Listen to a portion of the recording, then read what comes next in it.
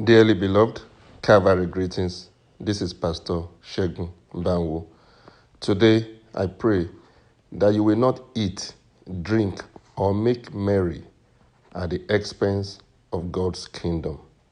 It is written in Luke chapter 12, verse 19, I will say to my soul, Soul, thou hast much goods laid up for many years. Take thine ease, eat, drink, and be merry.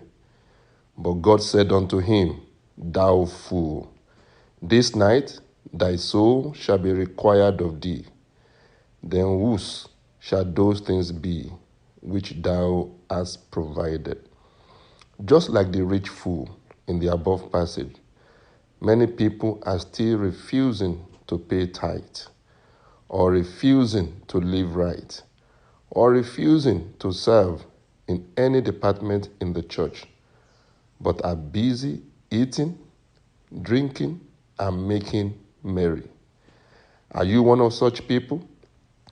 If yes, time is running out on you. Change before you wake up on the wrong side of eternity. It is well with you in Jesus' name. Amen.